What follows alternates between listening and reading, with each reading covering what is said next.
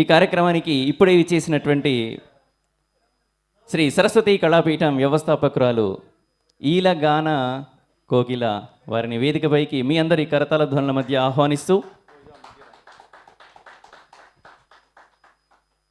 పాటల ప్రపంచంలో తనదొక వినూత్నమైనటువంటి శైలి. పాటను గళంలో కాకుండా ఈల పాట ద్వారా పాటను పలికించడం, ఆ స్వరాలను పలికించడం అద్భుతమైనటువంటి కళ. అటువంటి అత్యద్భుతమైనటువంటి అతి కొద్ది మంది కళాకారుల్లో రోజా మధిర గారు ఒకరు. వారిని వేదికపైకి సమన్వయంగా మీ కరతాళ ధ్వనుల మధ్య ఆహ్వానిస్తూ సిరిమల్లె నీవే అనేటువంటి పాటని తన గళంలో ఈల పాట ద్వారా మనకు వినిపించబోతున్నారు. రోజా మధిర గారికి స్వాగతం. Hi everybody.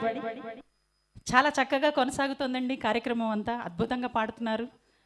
ఇంకా రవి గారి వాయిస్ నేను ఈరోజే వినడం, అది చాలా యంగ్ స్పిరిట్ కనబడుతుందండి. చాలా బాగుంది.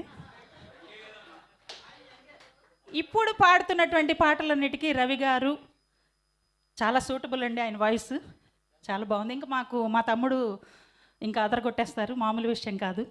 కానీ ఈరోజు నేను వచ్చిన కారణం విజయలక్ష్మి గారిని చూడడానికి.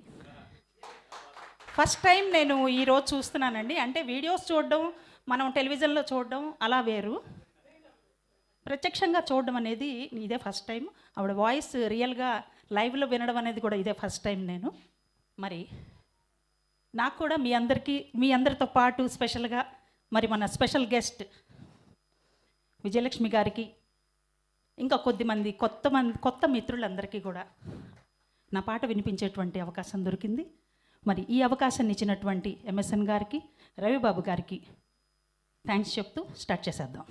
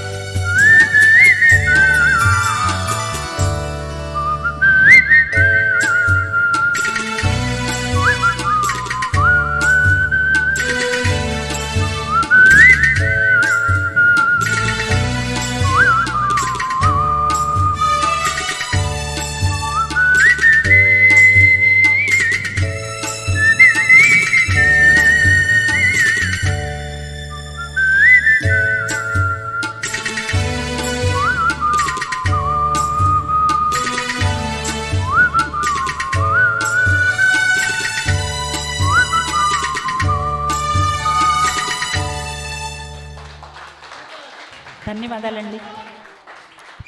Thank you thank you so much. మేము థ్యాంక్స్ చెప్పాలక్క మీకు. సాధారణంగా ఇక్కడ నేను అబ్జర్వ్ చేసింది ఏంటంటే విజయలక్ష్మి గారు ఇక్కడ వేదిక మీద పాడుతుంటే మేమంతా తదేకంగా చూస్తూ ఉంటాం. ఎంత బాగా పాడుతుంది మేడం, ఇక్కడ ఎంత బాగా ఆలాపలిస్తుంది, ఎంత బాగా సంగతులు పలికిస్తుంది అని. కానీ ఇప్పటి నుంచి రోజా మదర్ గారు ఇక్కడ ఈలపాట వేస్తూ ఉంటే క్షణక్షణం ఇట్లా చూస్తూ ఉంది.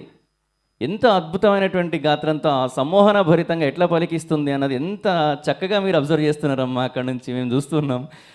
విజయలక్ష్మి గారికి మరొక్కసారి ఆహ్వానాన్ని పలుకుతూ